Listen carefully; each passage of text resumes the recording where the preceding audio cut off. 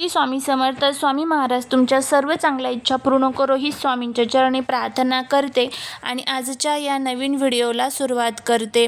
तुमच्या घरात देवांसमोर साखर किंवा नैवेद्य ठेवला जातो का?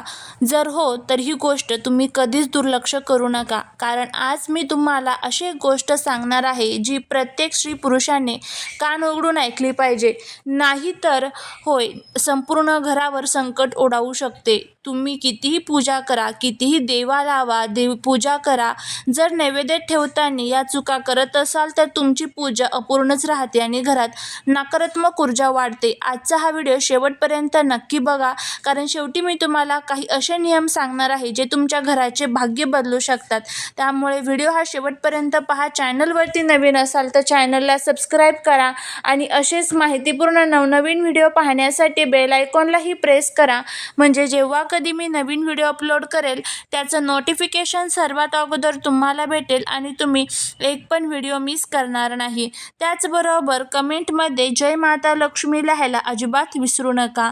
देवपूजा म्हणजे फक्त देवासमोर दिवा लावणे किंवा अगरबत्ती लावणे नाही, तर ती एक ऊर्जा निर्माण करण्याची प्रक्रिया आहे.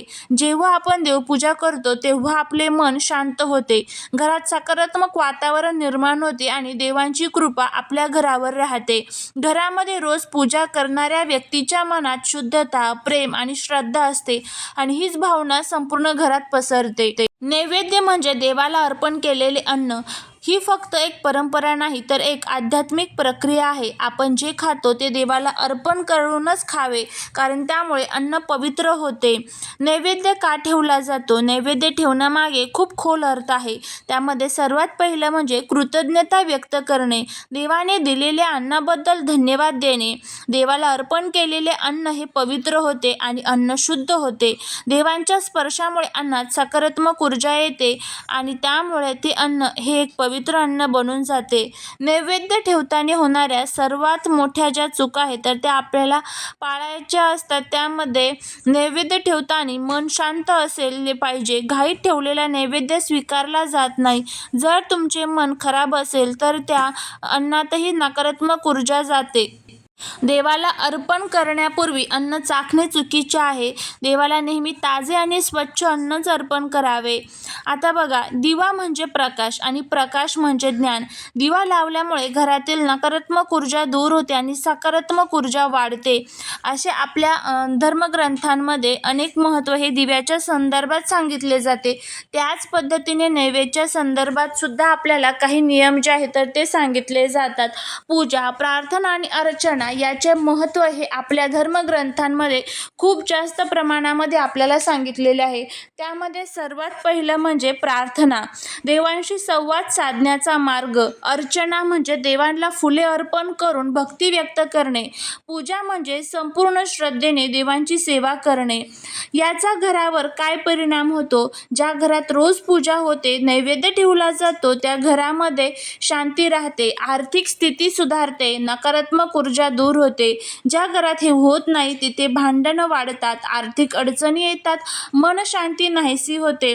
योग्य पद्धतीने नैवेद्य कसा ठेवावा हे सुद्धा आपल्या धर्मग्रंथांमध्ये आपल्याला सांगितले जाते. त्यामध्ये सर्वात पहिलं स्वच्छता ठेवावी, ताजे अन्नच अर्पण करावे, देवांसमोर प्रेमाने अर्पण करावे, काही वेळ ठेवून मग प्रसाद म्हणून खावा. स्त्री पुरुषांसाठी काही महत्त्वाच्या गोष्टी ज्या आहेत तर त्या सांगितल्या जातात. त्यामध्ये सर्वात पहिलं म्हणजे आंघोळ केल्याशिवाय पूजा करू नका. आंघोळ केल्याशिवाय पूजा करणं टाळावं, कारण शरीर शुद्ध असेल तरच मनही शुद्ध होते. घामाचे किंवा वापरलेले कपडे घालून पूजा करू नये. नेहमी स्वच्छ आणि शक्यतो हलक्या रंगाचे कपडे वापरावेत. हे खूप लोक चूक करतात की नैवेद्य बनवताना चव पाहतात, पण लक्षात ठेवा देवाला अर्पण करण्यापूर्वी अन्नाला स्पर्श करू नये. त्यानंतर देवांसाठी वापरण्यात येणारी भांडी वेगळी ठेवली तर त्या भांड्यामध्ये एक पवित्रता टिकून राहते. शक्य असेल तर देवांची भांडी नेहमी वेगळी ठेवा. त्यानंतर नैवेद्य उघडा ठेवू नका, त्यावर माशी, कीटक बसेल तर ते अपवित्र होते. त्यामुळे ह्या सर्व गोष्टी ज्या आहेत तर त्या आपल्याला पाळायच्या असतात. नैवेद्य किती वेळ ठेवावा हे सुद्धा आपल्या धर्मग्रंथांमध्ये सांगितलं जातं. त्यामध्ये सर्वात पहिलं म्हणजे किमान 5 ते 10 मिनिटे नैवेद्य देवासमोर ठेवावा. त्यावेळेत देवाचे स्मरण करावे. दररोज वेगवेगळ्या वेळेत पूजा केल्यास ऊर्जा स्थिर राहत नाही, म्हणून सकाळी आणि संध्याकाळी ठेवलेली पहिली वेळच आपल्याला लक्षात ठेवायची असते. आजकाल सगळ्यात मोठी चूक म्हणजे पूजा करताना मोबाईल बघणे. यामुळे तुमचं लक्ष विचलित होतं आणि पूजा निष्फळ ठेवते. त्यामुळे जर घरात भांडण झालं असेल तर लगेच पूजा करू नका. पहिले मन शांत करा, मगच देवासमोर बसा. देवाला अर्पण केलेले अन्न म्हणजे प्रसाद असतो, तो कधीही वाया घालवू नका. रात्री खूप उशिरा नैवेद्य ठेवणे टाळा. सकाळ आणि संध्याकाळ हीच योग्य वेळ असते. देवाला फक्त अन्न नको असतं, तर तुमची भावना, श्रद्धा आणि शुद्धता महत्त्वाची असते. जर भावना शुद्ध असेल तर साधं पाणीही नैवेद्य ठरू शकतं. तर या छोट्या छोट्या गोष्टी ज्या आहेत तर त्या आपल्याला पाळायच्या असतात. देवांसमोर नैवेद्य अर्पण करणे ही केवळ एक कृती नसून ती एक भावपूर्ण सेवा असते. नैवेद्य दाखवताना कोणत्या गोष्टींचं भान ठेवावे आणि कोणत्या चुका टाळाव्यात हे सर्वात महत्त्वाचं असतं. त्यामुळे माता लक्ष्मीची कृपा प्राप्त करण्यासाठी आणि घरामध्ये सुख समृद्धी नांदण्यासाठी नैवेद्य अर्पण करताना ही एक चूक जी आहे तर ती सर्वात महत्त्वाची असते, ती आपल्याला टाळायची असते. नाहीतर आपलं संपूर्ण घर जे आहे तर ते बर्बाद होऊ शकतं. त्यामुळे ह्या चुका ज्या आहेत तर त्या आपल्याला टाळायच्या आहेत. त्यामध्ये कोणकोणत्या चुका आहेत ते आपण बघणार आहोत. बघा, साखर नैवेद्य म्हणून चालते का? तर हो, साखर नैवेद्य म्हणून नक्कीच चालते. जर तुमच्याकडे विशेष पक्वान्न बनवण्यास वेळ नसेल किंवा परिस्थिती नसेल तर देवाला साखर किंवा खडीसाखर अर्पण करणे शुभ मानले जाते. साखरेसोबत नेहमी तुळशीचे पान ठेवावे. विष्णूच्या रूपांना किंवा महालक्ष्मीला तुळशीशिवाय नैवेद्य पूर्ण होत नाही असे मानले जाते. आता बघा, नैवेद्य दाखवताना या चुका टाळा, जेणेकरून माता लक्ष्मी रुष्ट होणार नाही.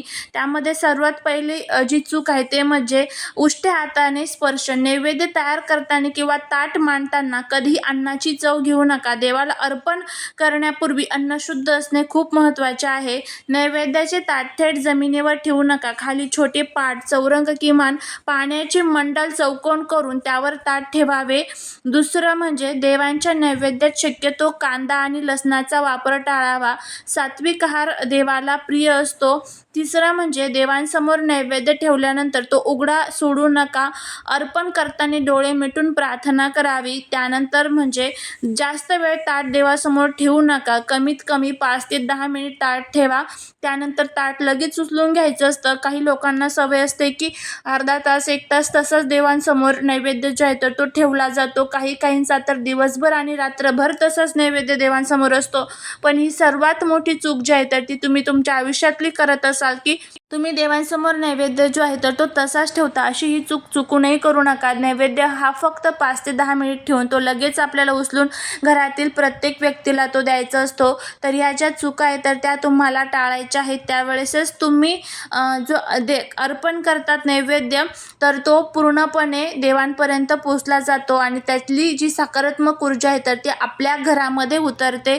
नैवेद्य दाखवताना मंत्र म्हणावा की दिव्य वस्तू गोविंद तुभ्यमेवं समर्पये गृहाण सन्मुखो भूत्वा प्रसिद्ध परमेश्वरम. हा नैवेद्य जो आहे तर तो ठेवत असताना मंत्र म्हणायचा असतो. हा मंत्र मी तुम्हाला डिस्क्रिप्शन बॉक्समध्ये देईल. किंवा साधी अशी प्रार्थना करा, हे देवा, तुला अर्पण करत आहे, कृपया याचा स्वीकार कर आणि माझ्यावर प्रसन्न हो.